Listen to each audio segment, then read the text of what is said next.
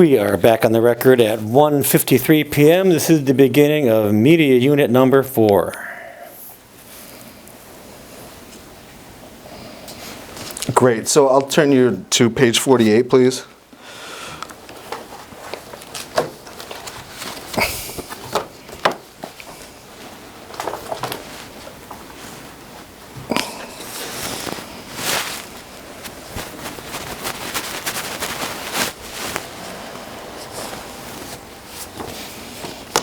Okay.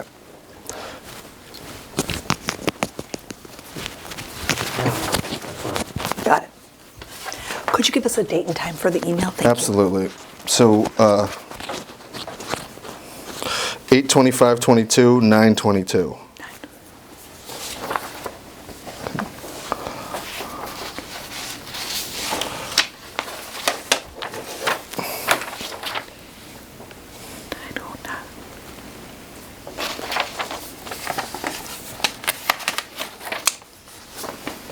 I found it.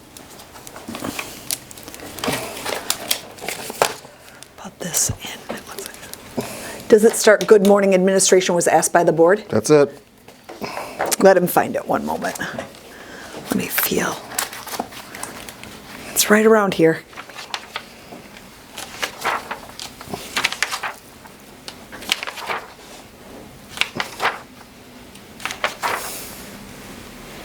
Okay. He's Thank there. you. Okay. Administration was asked by the board over last weekend, and can you identify this email?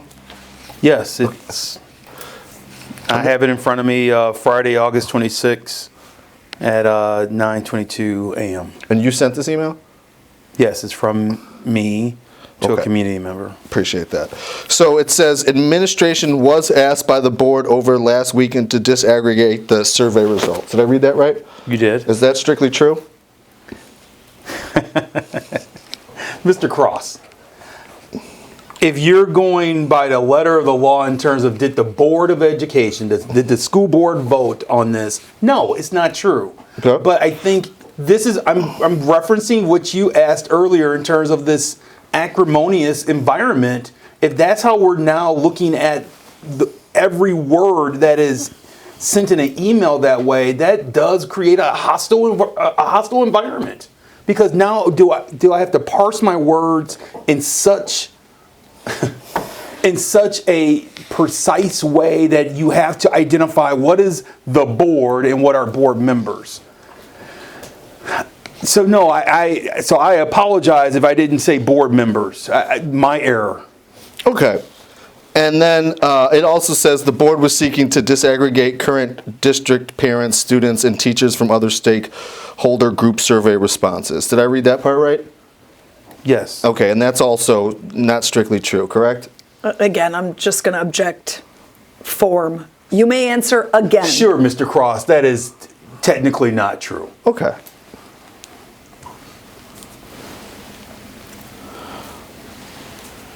All right, and then we'll look at page 94. And this is 825, sent at 1631 from Dr. Marble to a community member. 825? 825-22. It starts, I cannot speak to the number of board members.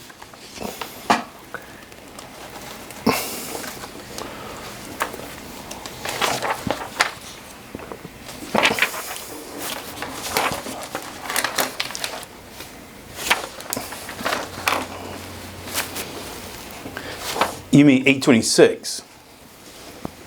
It could be my mistake. I don't know. I'm looking at something that says I cannot speak to the number of board members that requested this information. Right. I took the directive from my supervisor, the superintendent, to cross-reference the responses that were submitted. Is that what you're speaking That's to? exactly what I'm speaking to. I'm aware of a request for this information from at least one board member. I'm not aware if there were more. Were you copied on this? Could we just do one more thing? Just for the record only, can you give the date and time of the email and then you can keep talking?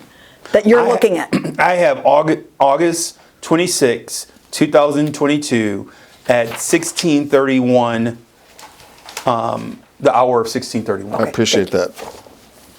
So, and are you copied on that email? No. Okay. But you're the superintendent who is giving her the directive at that time, right? Yes. Okay. Did you ever have a conversation with Dr. Marble about who directed the data disaggregation to take place? I'm going to object to the form of that. Go ahead, Nancy. I don't recall, Mr. Cross, in terms of perhaps informally, I may have shared the requestors' names Okay. with Dr. Marble. I don't recall. And how would that have happened in email or by some other means? It would have been a conversation. Okay, like a telephone call or what? We have conversations in the office daily. Okay. But about this specific issue? Yes. Okay. So I'm going to cast your attention back to another point in time here. And at some point, again, there was this, or previous, there was a request from Fox 6 News regarding Avid. Okay? We're back to that. Back to Avid. Sure. Okay. Great. So at that time, there was a request that made to the district. And are you aware if there was a request made to individual board members? Don't recall. Okay. Did you ever meet with the board or anyone else regarding the production of public records related to the Fox 6 request? No, I don't know why I would ever meet with the board to meet about the production of open records requests. Okay, but you go to all board meetings, right? I do. Okay, open and closed? Yes. Okay. Did you ever discuss in closed session with the board regarding the responding to these public records requests by Fox 6? About Avid? Yes.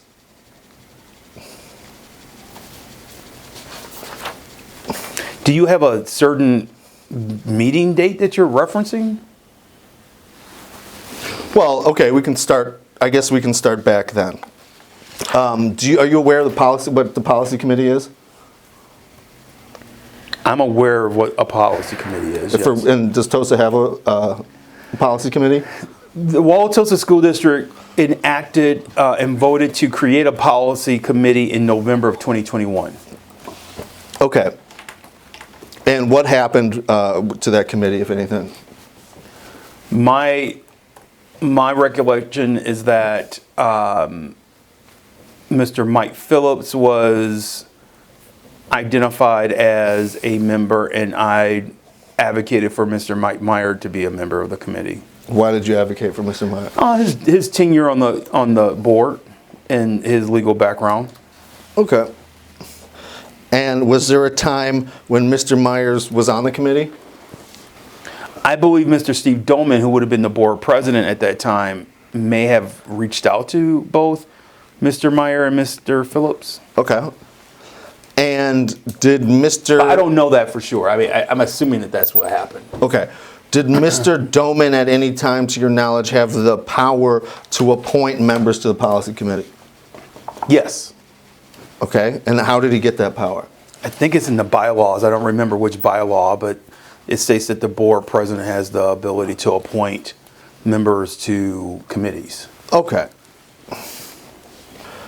And was there any time when Mike Myers, or let's put it this way, are we clear whether or not Mr. Meier was ever on the committee? My understanding is that Mr. Doman made the overture and requested that both Mr. Phillips and Mr. Meier serve on the committee, and they both agreed. Okay. And then what happened, if you know?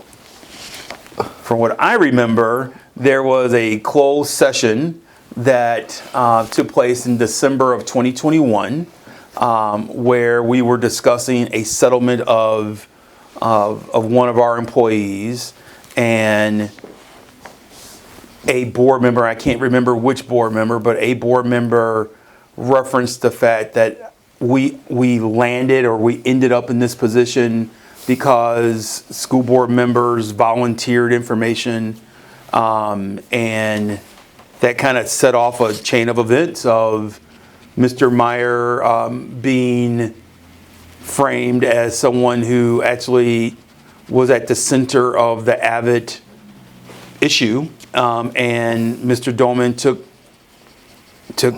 umbrage to it.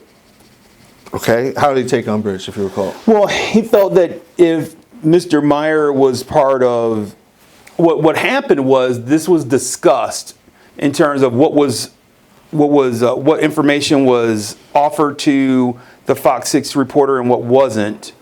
And if I remember correctly, Mr. Meier the following day engaged that reporter. The reporter then emailed the board, if I remember again correctly, saying this is what happened, and this was the exchange of information between Mr. Meier and myself. And it was, again, this is what I'm trying to recall. I believe Mr. Doman was concerned that information discussed in a closed session was then relayed back to a reporter. Okay. And did he say that, or how did you? Yeah, he said it. Okay. And it was only information from the closed session? He felt that by Mr. Meier engaging the reporter and asking for clarification around what was offered in terms of data, that was a violation of the closed session rules. Okay. And then by virtue of that, he being Mr. Doman, felt that was really bad form, and would not be appropriate for someone who is supposed to uphold and develop the policies for the school district to actually have broken them. Okay, and did he mention Mr. Meier being on the policy committee at that time? He did. Okay, and did he mention Mr. Meier no longer being on the policy committee at that time? At some point, and I don't know if it was after winter break or during winter break, but between December and January, he indicated to me that he was prepared to tell Mr. Meier that he was no longer on the policy committee. Okay, no longer. So at that point, you believe that Mr. Meier was on the policy committee and then he was taken off, or something else? That's what yes, Okay. that's what it implies, Mr. Cross. Okay. Record, we gotta be clear. I understand. All right. So, okay. So, was there did anybody use the word overproduce during that meeting? That sounds like a term that, I believe Mr. Doman may have said that, but I want to be careful because this has to all be factual. But I do recall that the term overproduce being utilized. Could have been overcomply? I can't remember. It was overproduce, overcomply sounds very close. Okay, and that is in relation to the production of public records, correct? Yes, sir. Okay. At any time, did anybody object to Mr.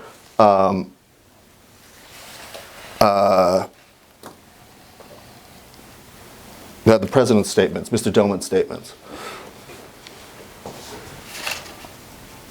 Could you repeat the question? Did anybody at that closed session, did anybody object to to Mr. Doman's statements about overproduction or overcompliance? Object to him even making the statement? Right.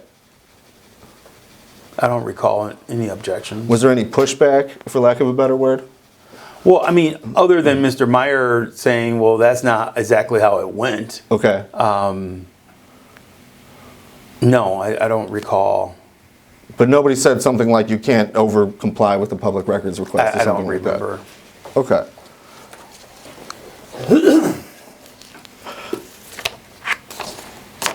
So at some point thereafter, Mr. Doman was no longer the president, right? Well, there's a long time period in between there, Mr. Cross. So Okay. that closed session that I'm referencing where this first happened was like mid-December of 2021. Mr. Doman resigned from the board in May. So there was another 5 months or so of back and forth. But 5 months is afterwards, so, okay. It was a long 5 months. I understand. Why did Mr. Doman resign, if you know?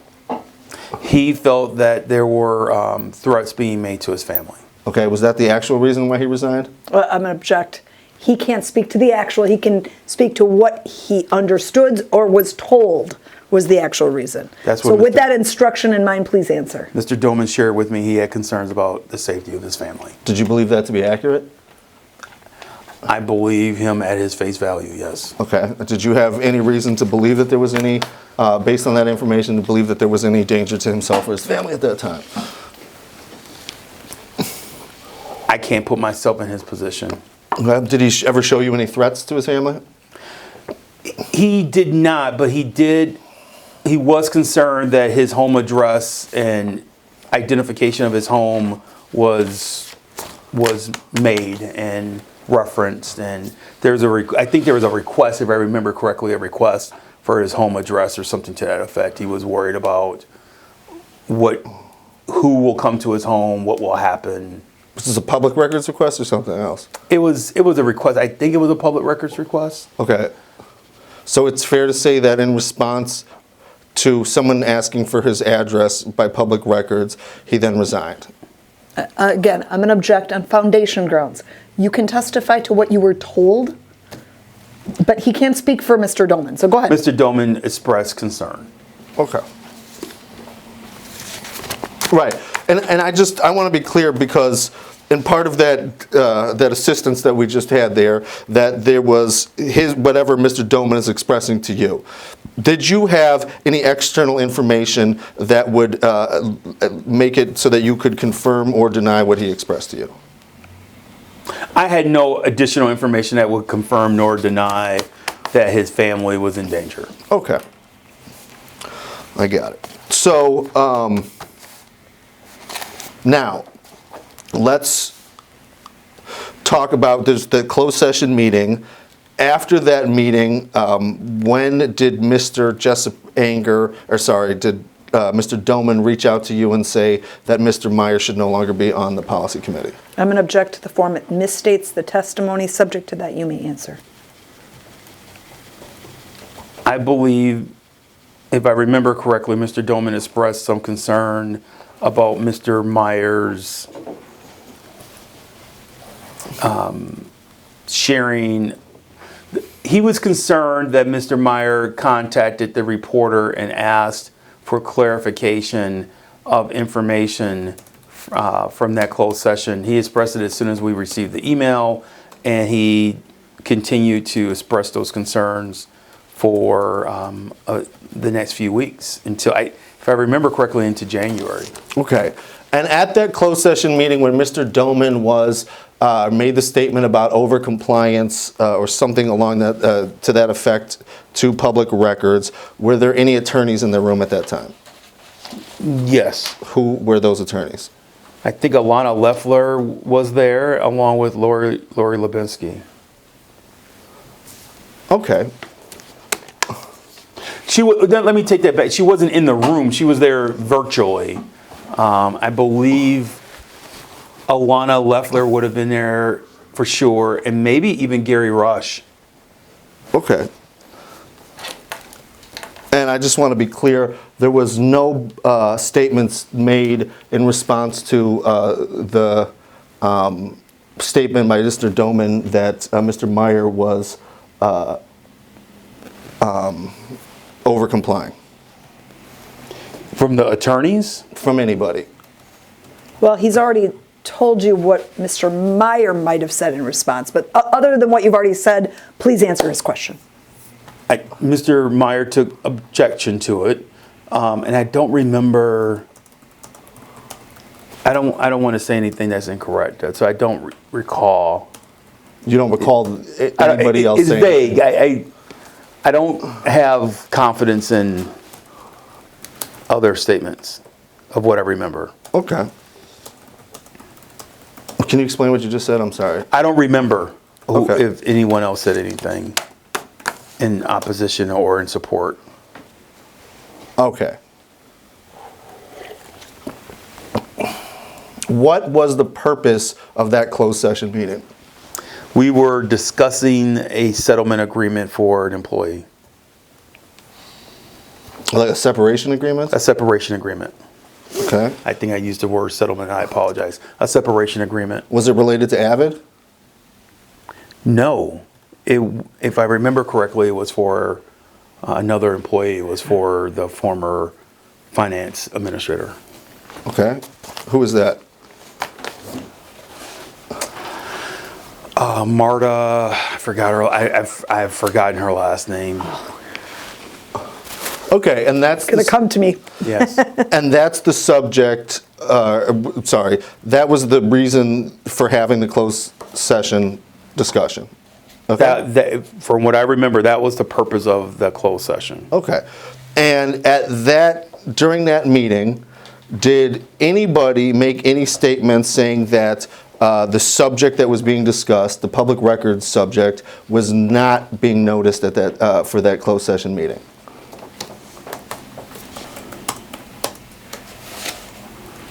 If I recall, maybe Mr. Meier, but I don't remember. Okay, but to be clear, not anybody else, right? I don't recall anyone else, no. So, for example, the 3 attorneys that were there didn't say anything about this. We shouldn't be talking about something in a closed session that wasn't noticed. Point of clarification, he said he knew of 2, and he said a 3rd attorney might have been there. So you're misconstruing his answer or his testimony, but subject to that, you may answer as to whether any of the attorneys said anything. I don't recall. Okay, and to be clear, it's possible that Mr. Reich was there, or something. Gary Reich, right? Gary Rush. Pronounced differently, but we'll get the spelling to I'm you. from Milwaukee. All right.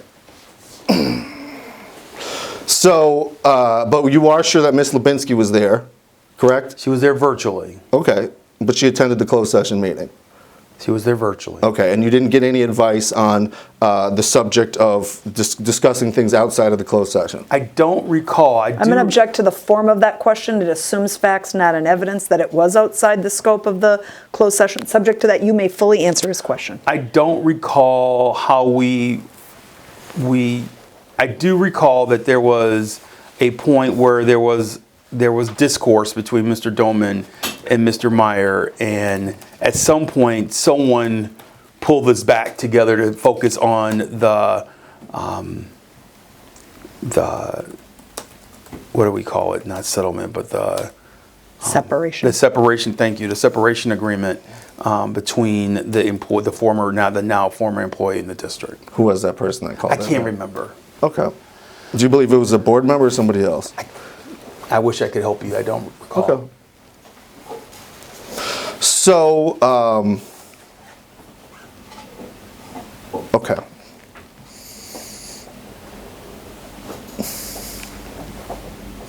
Was there anything else that was discussed on that at that meeting that was not related to the separation agreement? I'm going to object to the form of that question. The word else assumes facts, not an evidence. Subject to that, you may answer. I don't recall, Mr. Cross. I do recall vividly that we did take time to discuss if the compliance to the open records request from Amanda St. Hilaire was Amanda, Amanda St. Hilaire. I think it's Hilarie. That the overcompliance of her original the conversation was there overcompliance to her open records request, which started the Avid controversy in the district, is what I recall. Okay. Okay.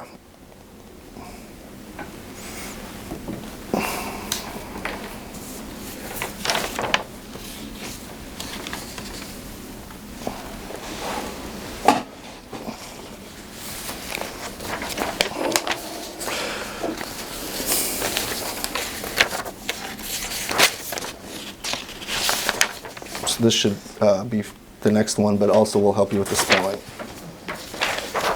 6.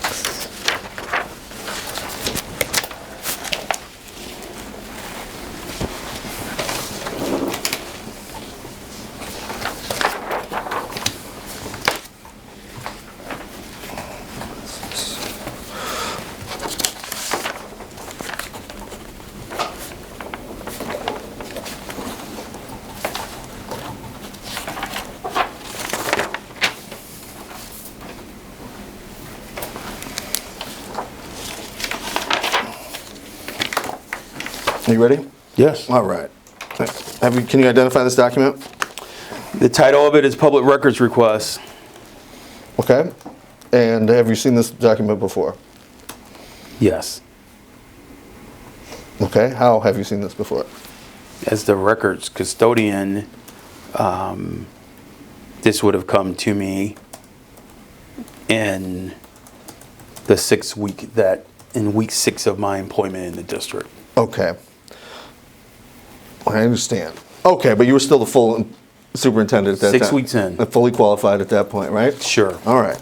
So 6 weeks in, she's asking for voicemails left for school board members in their capacity as school board member from July 1st, 2021 through the present, right? Yes. Okay. And is that request directed at school board members and also the district? I'm going to object to the form. Subject to that, you may answer. The email states from the reporter, voicemail messages left for school board members. Okay. In their capacity as school board members.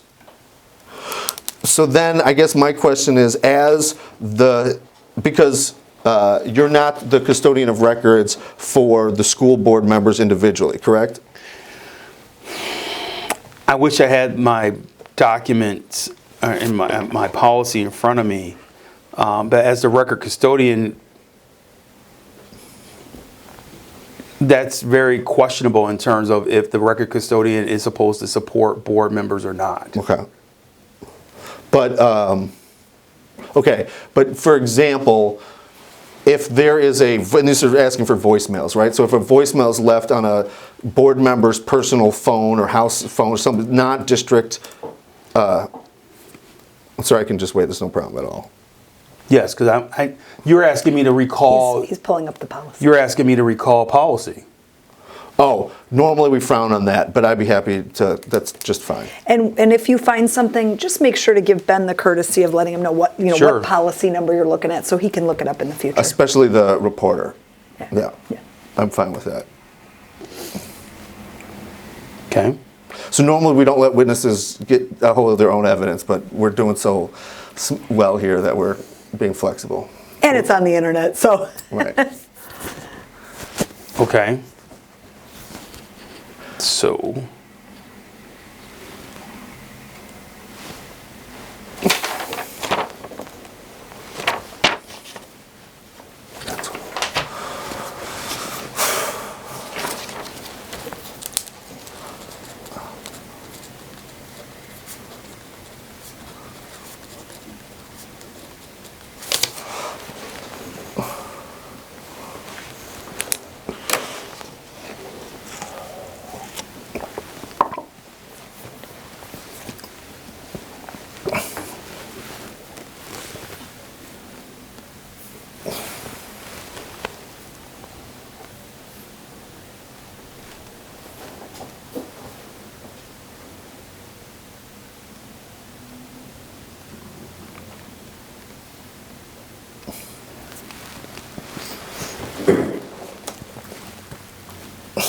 I can't find it right now, but I think there is policy that in the bylaws that talks about the management of open records requests and who pulls the information. Sorry for delaying things. Not at all. Okay, so, and I just, to go back to the sort of example / what actually happened here, if a board member has a voicemail on their personal equipment, the school district wouldn't have access to that, right? No. Okay. So, but you'll agree with me that school board, voicemails left on school board individual phones would be subject to the public records requests? Yes. Okay. Has the board made any policy changes with regard to how it maintains open records since this public records request by Ms. St. Hilaire? I don't believe so. Okay. Has they done anything differently with phones? Do board members have phones? Board members do not have phones at this time, no. Phones issued by the district? No. Right? Okay.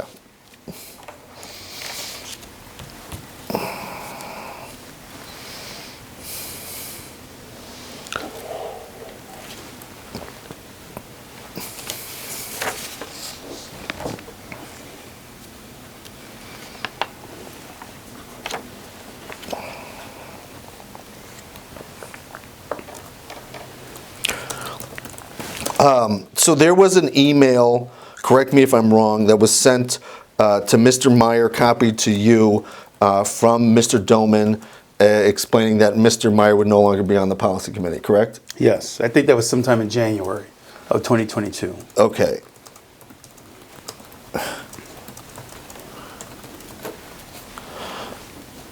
Okay, and then after that point, I guess my question really is, at what point did Mr. Meier cease to be on the policy committee, if you know? Objection foundation, but if you know, go ahead. I think pursuant of the email, if I recall the email, he said you're no longer on the policy committee. Okay. And based on your understanding of the delegation of power to the president could both appoint somebody to the policy committee but also remove somebody from the policy It's committee? my understanding, yes. Okay. And how did you form that understanding? From the bylaws. Okay.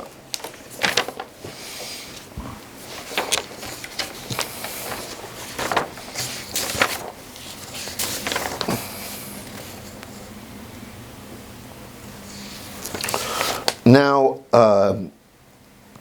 at some point, there was a Google document that was shared among various board members, I believe related to human growth and development, but I could be wrong on that. Is that right?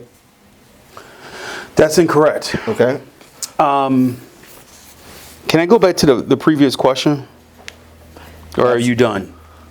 You can always go back if you need to clarify an answer. I need to clarify an answer. That is And always allowed. And any courtesy, whatever, I'd be happy to extend the courtesy to. So I think Yeah. what I would suggest is that the board, my understanding of the bylaws, is that the board president has the ability to appoint or to create the committees. That's always subject to then eventually the board voting on that appointment at some point. So I think a board president has the ability to say to board members, I'm going to appoint you to a committee, but there's still the process of there's a formal vote at some point Okay. of that appointment. Was Mr. Meier ever voted on or off the policy committee, if you know?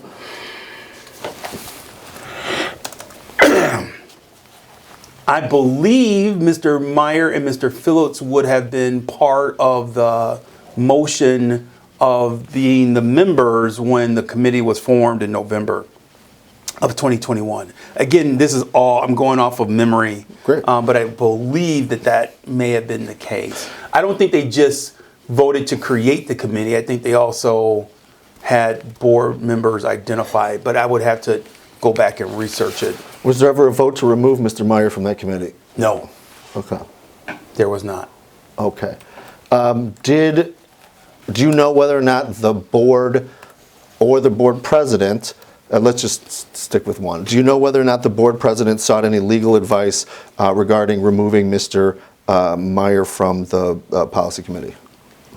I believe there was legal advice sought by Mr. Dolman on this process. How do you know that? You can answer without disclosing the contents of the communication. Go ahead. I believe I was pulled into the email thread between legal counsel and Mr. Dolman. I was included. Okay. And has that been shared with the public, to your knowledge? No, Okay. that would be rare for it to be shared with the public because of attorney-client privilege. Sure. But for example, the Alana Leffler letter was shared with the public regarding Kristen Bowers, right? Right, and I would say that's a great point, and I would say that was a really rare instance that an opinion letter from legal was shared so publicly. It speaks back to the environment in which I have cited to you earlier, in which I've been asked to work under. Okay. And that I've been asked to trust but verify and be overly transparent in every aspect, in many aspects that my predecessor was never asked to be as transparent around. Okay. Well, did Mr. Jessup Anger ever tell you not to tell other members of the board about the data scrubbing request? No. Did Mr. Phillips ever tell you not to tell other members of the board? No. Okay. How about Ms. Fraley? No. Okay. So that came only from you. You're presuming that I chose to withhold information, and your question is leading in that you are presuming that there was a withholding of anything. I just simply provided the information as you pointed out in the email that was sent to the board on Sunday, August 21st. Okay.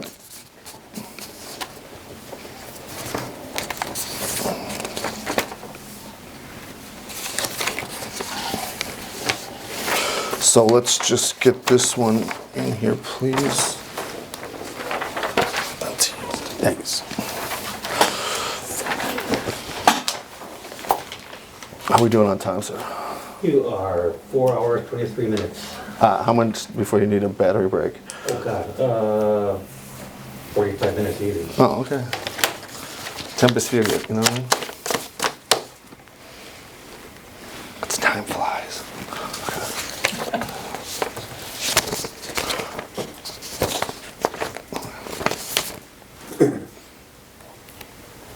Just let me know when you're ready, sir. I'm ready. Oh, perfect. Okay. So have you seen this document before? I have. Okay, how have you come across this?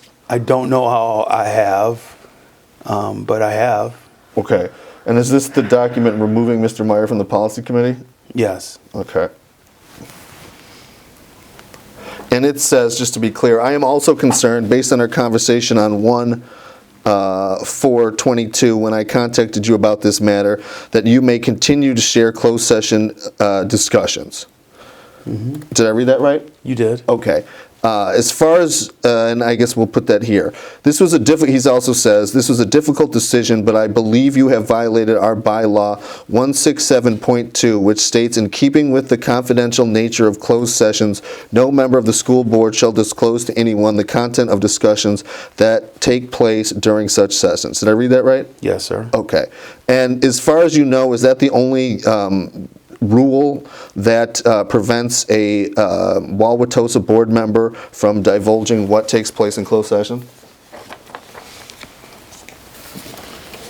Well, I think there's obviously state statute that governs closed sessions and what can be shared and what cannot be shared, in addition to the bylaws. Okay.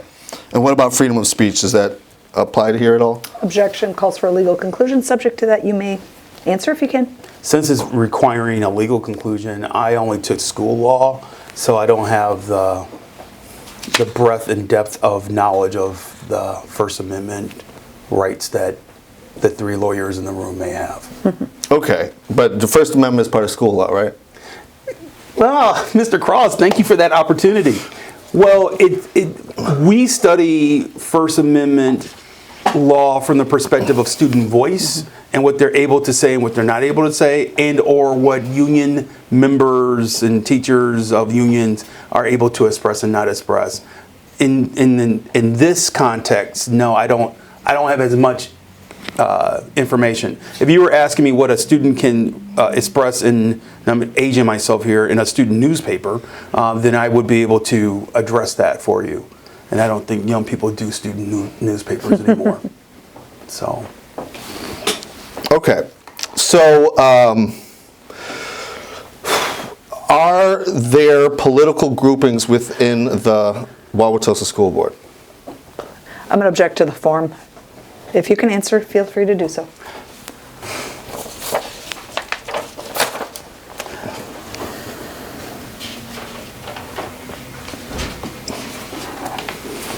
I do not believe that there is a conscious political alignment of members of the school board, but I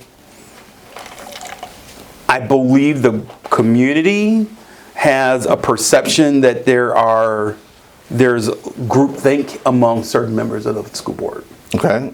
Have you formed, do you have any experience with that based on your, I don't believe that they have groupthink. I don't think they have enough time, nor have they been organized enough to have groupthink. how about political allegiances? Again, I'm not objective. I don't know. Now, in terms of political allegiances, I can't speak to the 7 board members and their political allegiances. Okay. Well, you have no idea what their political allegiances are? For some, but not all. Not for all 7. Okay. Do you believe that some board members are working together? Object to the form vague, overly, pretty vague. hold on, Yeah. overly broad. You may answer subject to that. I'll let this go down some degree and give you latitude, but this deposition is not an opportunity to talk about everything going on in the board. Go ahead and answer. I think I stated earlier, I don't think they're organized enough to be in alignment with certain thoughts. I haven't seen that. I have seen that in the past with my experience of boards aligning and working behind the scenes, and I've seen that. I don't think this group of 7 are, and I don't say it in a pejorative way, but I don't think they're organized enough to. I haven't seen that level of organization for them to work in concert that well. I think they just simply land in very similar places. Well, do you think that do you think that landing is by accident? Object to the form vague, overly broad. I think they all come to certain positions on their own direction. Okay. And it just happens to be that they're fairly aligned. Okay. And who are aligned, if you know? Same objections. Form, vague, overly broad. I would say that I don't think they're formally aligned. I think they may land in similar places, but I would say that I'm going to go with the board that hired me. I think Mr. Doman. It's interesting. I don't believe that they have ever worked in concert. That's just an opinion of. You're asking my opinion. I'm giving my opinion. I don't think they have been organized enough to work in concert, but I think they think in a very similar fashion. But the questions that we have received demonstrates that there is no organized effort in terms of how they're operating. But I would say that all the board members, with the exception of Ms. Munfeld and Mr. Meier, an observer from afar would make the argument that they seem to be in alignment. Okay. I appreciate that. Let's just focus in on the human growth data cleanup exercise, where Mr. Phillips and Dr. Jessup Anger working together at that point. Wait. Object to the form. Object to the way in which the question was asked, as it assumes facts not in evidence. Foundation. Subject to that, you may answer. I did not take that email that Mr. Phillips sent to me. I didn't take it as they were working in conjunction with one another. I took it as Mr. Phillips recognized he was asking for a large data request and wanted the school board president to be aware of his request. Okay. And you got, after you fulfilled that request, you got congratulatory emails from Ms. Fraley, correct? Yes, because if you recall, she made a separate individual request very similar to Mr. Phillips. Did you get congratulatory emails from Mr. Phillips? I don't recall. Okay. How about Ms. Hogue? I think we read something earlier where she was appreciative of the information. Okay. How about Dr. Jessup Anger? I don't recall. How about Mr. Meier? I don't think so. Okay. How about Ms. Mufeld? I don't think I received a response from Ms. Munfeld about this. So that sounds like there's 2 people who didn't respond positively, but the rest responded positively, or did I miss something? I don't think you missed anything. I think that is, from an outsider's observation, that would be a fair conclusion. Okay.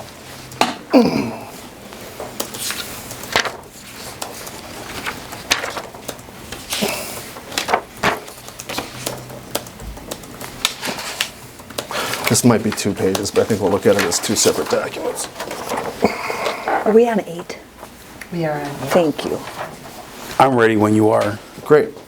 Have you seen this document before? Hold Oh, on. wait, hold on, I'm not She ready. can't both write and type, so we gotta wait for her hands to be on She's the keyboard. talking to you, but she's talking to me. Well, she's talking- he said something first. She's talking to me. Then you responded. All right. I believe this was an email from me to Mr. Meier, and it reads, "Dear Mr. Meier, I was asked to forward you the information you requested of Alana. The email exchange is below. I will call momentarily to set up a meeting for you, Mr. Doman, and myself." Okay, do you think that meeting happened? Yes. Okay. What was the purpose of that meeting?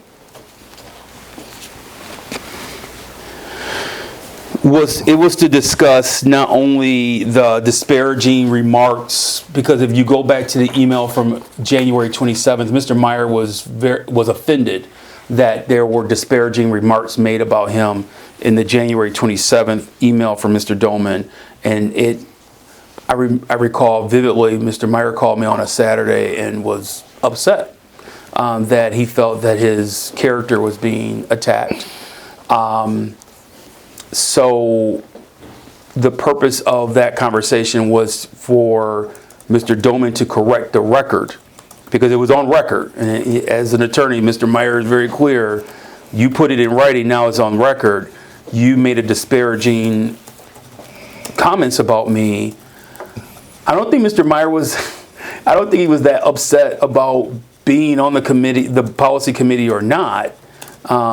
I think he was more worried about the disparaging comments that took an attack on his character. Okay. And wanted that corrected.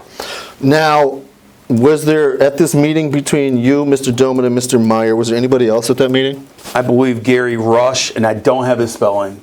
Gary Rush was there, and you were there. Okay. And possibly others as well? I don't think so. I think it was just the 5 of us.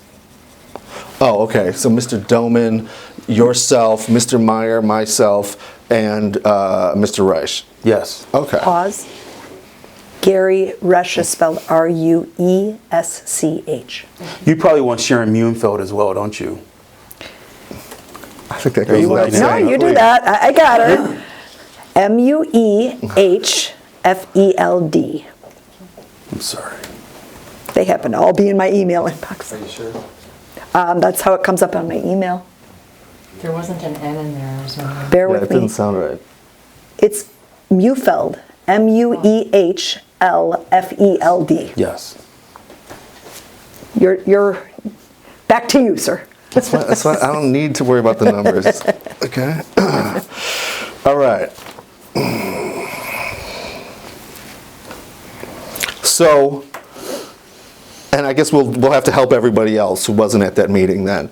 So that was a meeting. I guess what was the purpose? Why was there an attorney at that meeting, if you know?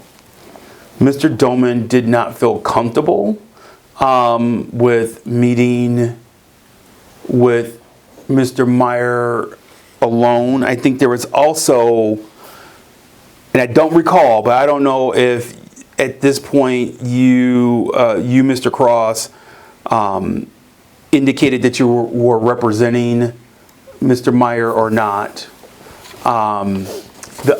So I think I think there was a level of discomfort with Mr. Doman. That was one where he just didn't want a confrontation. 2 was, I'm not quite sure if there was communication from you or Mr. Meier that you were representing him. And 3, Mr. Gary Rush felt that he could communicate and connect with Mr. Meier in a positive way. Hence, they felt that it would be advantageous to have him present for the conversation. So there was a thought of, well, Mr. Rush has in the past been successful in finding middle ground with Mr. Meier. So that was the 3rd reason. Okay. And when I was at that meeting, were you clear who I was representing? Yes, Okay, who was that? Mr. Meier. Okay. And when Mr. Reich was at that meeting, were you clear who he was representing? It's a great question. You're insightful. I appreciate it. Maybe not. Maybe the identification of whom Gary Rush represented wasn't. If I were Mr. Meier, maybe it would have appeared as if he was representing Mr. Doman. Through my school law training, a school attorney is to represent the district, or in this case, the school board. So Since at this point in time of the dispute, since it was so centered on a disagreement between Mr. Meier and Mr. Doman, from an outsider's perspective, it could look like Mr. Rush was representing Steve Doman and you were representing Mr. Meier. I believe that Mr. Doman and Mr. Rush would make the argument that if a school board member has retained counsel to represent themselves, that there is liability for the district, therefore having an attorney is prudent to be there. So if I may just expand, if in a general school operations sense, if a parent comes in and wants to meet with our special education team over an individual education plan, an IEP, and they bring an attorney, or they tell us that they're bringing an attorney, then we then decide, since the family is represented with legal counsel, we should be represented with legal counsel. It has the ability to create a confrontational environment, but I think that was the context in which that meeting took place. But those situations aren't analogous, right? Because Mr. Reich would never be representing a pupil, right? No, he wouldn't represent. He would represent the school system or the school district. Okay, and so at that time, he represented both Mr. Meier in his capacity as school board member, and he represented Mr. Doman in his capacity as school board member. That's above my pay grade Yeah, in I'm going terms to object. of. That calls for a legal conclusion, and I don't think the witness has foundation to answer that. But if you know, go ahead. I don't know. I think this is where it became very fuzzy, and in fact, in subsequent conversations, I think Ms. Lubinsky has created clarity for us down the road of saying Mr. Meier does have access to information. There were board members once his corporation counsel dispute was filed. There were board members who felt that they wanted to know, can we just meet in closed session as the six of us without Mr. Meier? And Ms. Lubinsky clearly said, you can't do that. That's not legal. I don't think that type of counsel was provided to Mr. Doman to say very clearly, while Mr. Meier may have dispute with you, he is still a member of the board, and as such, there should be some level of collaboration, compromise, neutrality involved. So at that meeting, when Ms. Lubinsky made that statement, she also invited board members to call her privately, correct? She did. Okay. Are you aware of whether or not any board members have called her privately? I don't know. I have no idea. Have you called her privately? I call Lori Lubinsky privately a lot. Okay.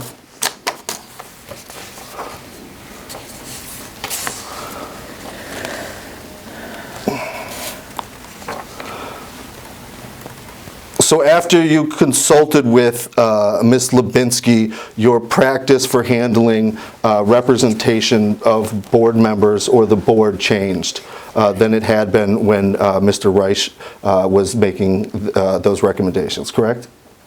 I'm going to object to the form. There's no evidence that Rush made a recommendation. So I think that assumes facts, not an evidence. But you can answer as to whether it changed. I think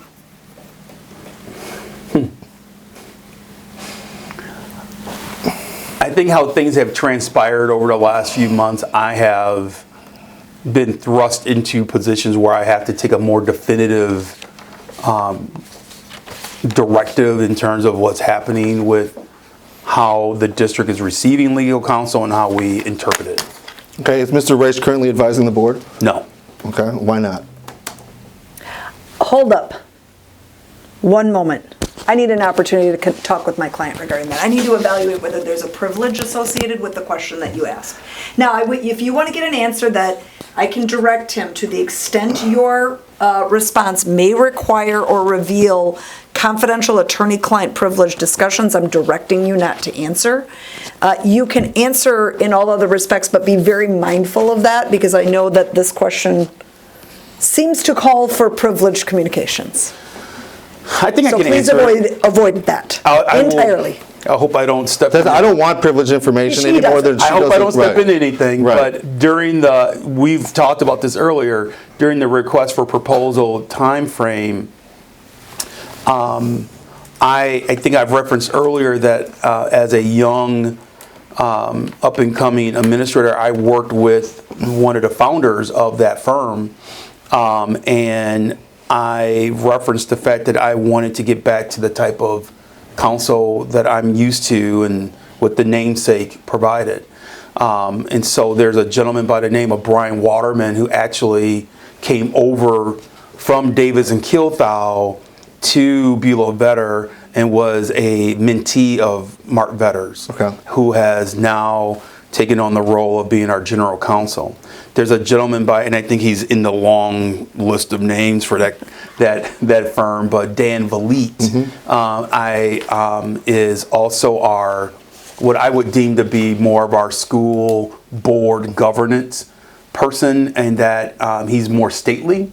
He's very experienced, and I think has shown me in the past that he has the acumen to navigate some of the very tricky waters that our school board presents to an attorney. So during the request for proposal process, those types of personnel requests were explored. Okay. And because you were making comparisons there, and you were saying he had more acumen, for example. Who were you comparing him to? Go ahead. May I? Yeah, just, this is getting so far afield of why we're supposed to be here, but that said, just answer. To prior counsel, I guess what I would share with you is I've referenced my experience at the beginning. I've been in school administration one way or another since 1997, and so I will just take this opportunity to say that I've worked with school attorneys like Mike Spector, and Dan Valit and Mark Vetter. If you mention the names Mike Spector and Mark Vetter, those are names. They're part of the Mount Rushmore of school attorneys. And so when I use the terminology acumen, it's not a disparaging statement towards anyone, but that's my reference. That's my source of reference of seeing how these very veteran, experienced attorneys from the 70s and 80s and 90s, obviously, and beyond, have worked with districts in the past. Is Mr. Meier's lawsuit a reason let's say, contributory reason for shifting attorneys? No, not at all. Okay. No, it was something that I wanted to explore as soon as we had a full district team. My first year, we didn't have individuals in the district office. It is usual and customary for a new superintendent to look at all services, and if there was a permanent full-time human resources administrator in the district during my first year, we would have gone to a request for proposal during my first year. Okay. So going back to this Google Doc, do you understand what the strategic plan is? I do. What is the strategic plan? A strategic plan is the document that leads the strategic work of the school district. Okay. What is strategic work then? It's the work that we utilize to meet our mission and vision and core values. Is that a policy? It's not a policy. Okay, but is it something that is, It's operational. so who creates the strategic plan, the superintendent or the board? The superintendent creates it in conjunction. It depends on how collaborative the superintendent is. Okay. And how skilled the superintendent is. Some superintendents would outsource it. Okay. I led the process. I worked with the community around it, and then ultimately wanted the board to approve it because it will have governance impact, and it will impact how we govern and how we spend money and how we configure facilities and so on. Okay, so is it fair to say that there was a final draft of the strategic plan that the district developed, and then that final draft was sent to the board? There was. Okay, and I just final in the sense of final for the district? There was a final draft of the strategic plan sent. If I remember correctly, we had a special meeting with the board to discuss the strategic plan. And towards the end of that meeting, a school board member requested that they would have the ability to provide additional feedback on the plan before the plan was actually voted on at the August 22nd meeting. And so there was, I believe there was a request for a Google Doc to be developed. Well, let's just pause there for a second. Sure. Who made that request? I can't remember. Well, okay, but so because it's a request, it wouldn't have been from a subordinate of yours, right? No. So it's some board member. Is that fair It was, to say? I think, if I recall, during that special board meeting, as we were wrapping up, people felt fairly good about the state of it, but wanted one final chance to look at it and requested, if I remember correctly, requested some type of Google Doc just to capture individual changes or comments or questions. Okay, great. And I want to focus in much as possible we can in that period of time there. You, when you had the final draft for the district version, was that in Google Docs or was that using another program? It was in a Google Doc form. Okay, does the district use Google Docs as opposed to Word documents, for example? We use Google Docs. Do you use both? It wasn't either. I was going to object to the form, but if you only use Google Docs, I think is the We answer. primarily use Google Docs and Google Slides. We don't use the Microsoft suite in terms of software. Okay. We have it, but typically for collaboration's sake, we utilize the Google Drive models of Google Sheets, Google Docs, and Google Slides. Okay, so it's, chocolate versus vanilla or whatever the preference is, but we got one or the other. Okay, Right. But it's fair to say that the final document, in order to share it with others, you have to take positive steps to share that document with others, correct? I don't understand the question. Sure. If you have the final draft document that you had, Yes. okay, when you got it, was that shared with other board members at that time? It was shared with the full board. Sure, and I guess, and maybe I'm not using shared I'm using it in a technical sense here. So what I'm talking about is, do you understand the term co-authoring? I understand the term. Okay, and to me that means that two people can work in the same document at the same time. Is that what you understand it to mean? I'm going to object to the form. You may answer. I understand the direction, and you're leading the witness to a certain perspective. What I would respectfully share with you is that Google document was shared in the name of, if there were school board members who had perspectives to share, that it was captured in one place. I got it, and I'm going to use another phrase here, and hopefully that'll parse out the meaning here. Give access to is the verb I'm going to use instead of shared. Okay? And by that, again, I'm trying to say there is at some point in time this document is a standalone document, and that at some point in time other people are having access to it. Is that a fair understanding? Object to the form. You may answer. I think I understand what you're trying to ask. What I would say is that it depends on leadership style. There's some leaders who are very closed in and only keep information to themselves. There are others who are very collaborative and allow a lot of people in their documents. So there were 10 or more people in that Google document prior to the board having access to it. So it was not I was not the lone, as the superintendent, I was not the lone author of the strategic plan. Okay, so it was a shared document when you got it. It's always been a shared document. Now I understand. But when you had it originally, when it was, again, when we're saying final draft for the district, at that point, the board members weren't given access to the document, right? They received access, and if I recall correctly, I think there was a special board meeting on August 10th, and we discussed the strategic plan, and at the end of that meeting, there was a request for access, so we could capture any final feedback that the board may have. Great. So did you do the clicking yourself to give them access, or how did that happen? I shared the access with the board. You did that? I did it. Yes. Okay.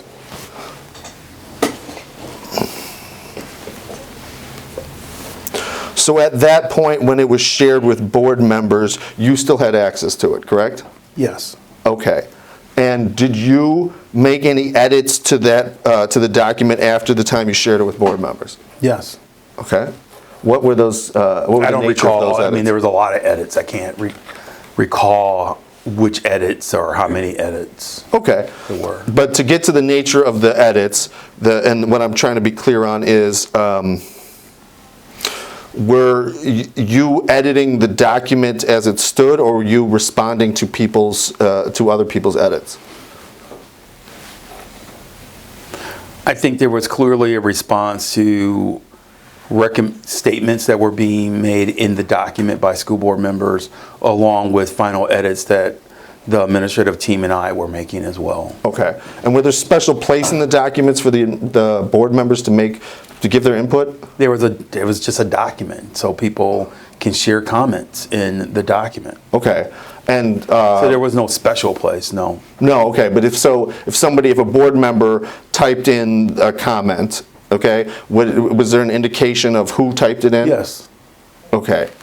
And so another board member would then be able to know, based on that comment, what the comment was and who made the comment?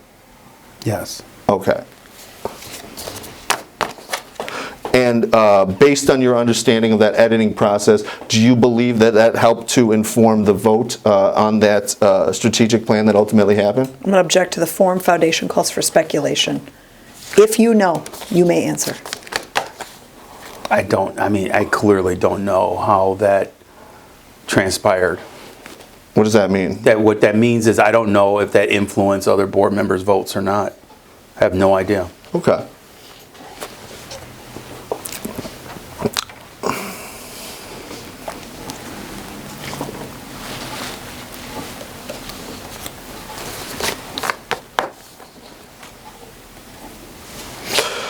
So, you give access to the board makes edits, at some point there's response from you to the board edits.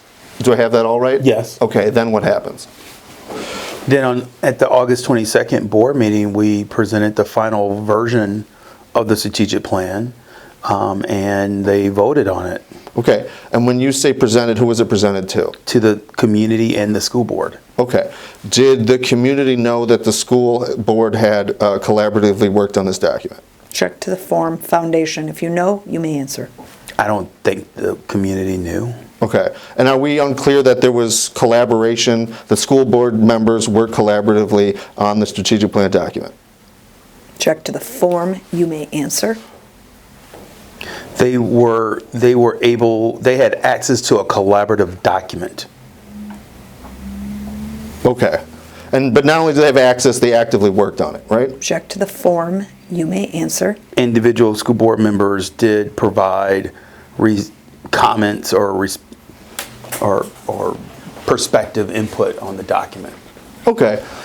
Based on those comments, And you read those comments, right? I did. Okay. Based on those comments, were you able to identify any political allegiance between board members? Section vague, subject to that? No, I couldn't. I wouldn't be able to ascertain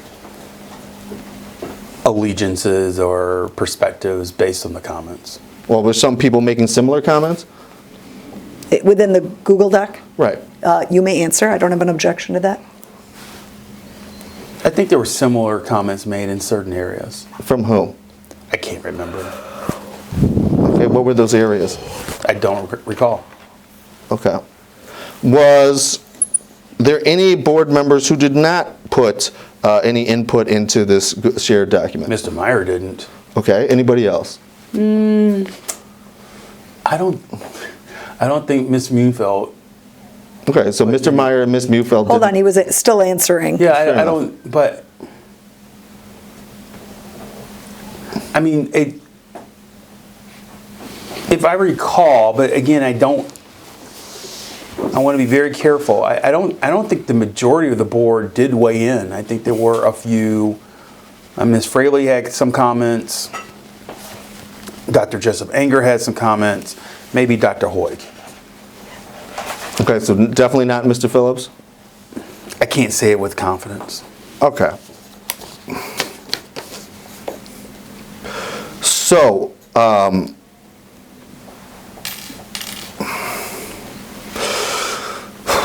let's say, at any time, did anybody, any board members object to the use of the shared document?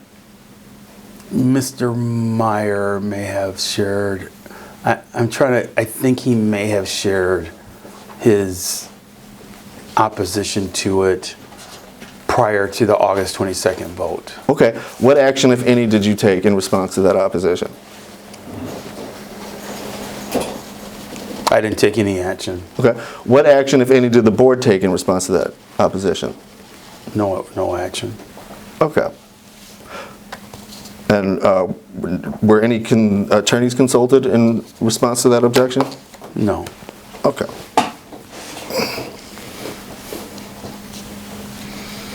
Now, at any point, did Mr. Myers specifically come out and say that he thought there was a public meeting violation with regards to this document? At any point? At any Through point. today? Sure. Okay. Let's say I'm just- fine. Let's figure that out, and then we'll narrow down on what that point is. He did make reference that he felt that the Google Doc was a form of the open meeting laws and open meeting law violation. It was open meeting law violation. And that was contemporaneous with the use of the Google Docs? Yes. Okay. And what action, if any, did you take in response to those comments? I did not take any. Okay, what action, if any, did the board take in response to those comments? I don't think they took any. Okay. And do you recall of whether or not Mr. Jessup Anger or Dr. Jessup Anger would recognized Mr. Meier when he attempted to make those objections? Check to the form. You may answer if you understand it. I don't recall. Maybe Mr. Meier expressed his opposition to using the Google Doc at this. I think what you're referencing, so just to use proper dates, I think you're referencing, and I don't recall if Mr. Meier expressed concern and the potential of an open meeting laws violation at the special meeting of August 10th when the discussion and the prospect of developing a Google Doc was pointed out. I don't recall that. I don't recall that at all. Okay. But yeah, I'll stop there.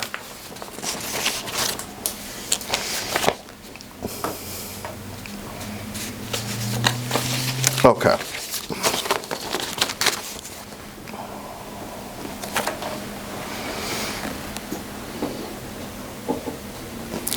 Were you able to tell, based on the comments from board members, how individual board members felt about the strategic plan? Check to the form. That's vague. Subject to that, you may answer. No, No. Okay. What was the nature of the comments? I don't recall. Okay. But what I've learned over time is that just because there's a comment made, I don't know if the old adage is, Mr. Cross, that you don't know how a school board believes in something until the vote is taken. You don't know how an individual school board member feels about something until they actually vote. So I could not have surmised support or opposition to the strategic plan simply based on input and comments. But that's only because you don't really know what somebody is going to vote on until they've actually voted on it, right? Hence, that's the response to your question. Right, Because the foundation of your question did I have the ability to surmise the favorability of votes based on the comments? And my response to you is that the old adage in school leadership is that you don't know until the vote is actually taken. Okay, so that's a general response, but what specifically happened here? Regarding, I'm going to object to the form. I don't know what the question is. Well, you're saying you don't generally know until a vote is taken, so what, did you have specific knowledge at this time? He already answered that question. It's been asked and answered. You may answer again. I'm good with my responses. All right. We're at 9.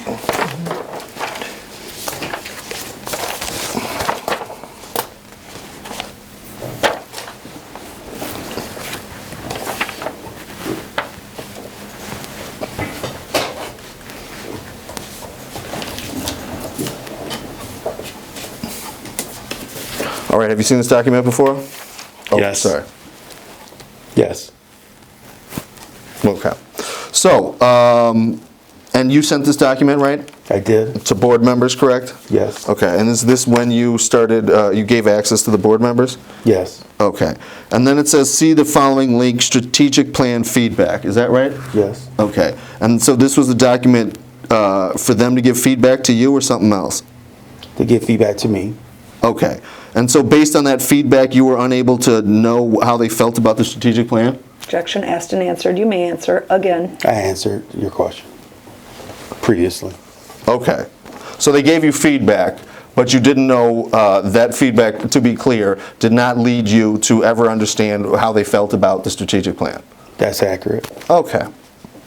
And it says, if board members could please include their comments or questions into this document, it would be greatly appreciated. Do you see that? I do. Did I read that right? You did. Okay, did anybody ever ask you any questions?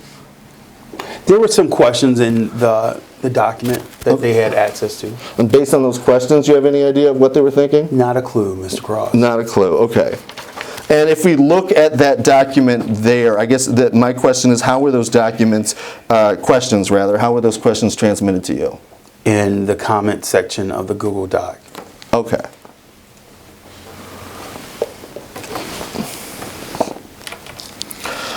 And then it goes on to say, if board members are able to provide their feedback by noon of August 16th, the cabinet will have prepared responses for the board before the August 17th meeting.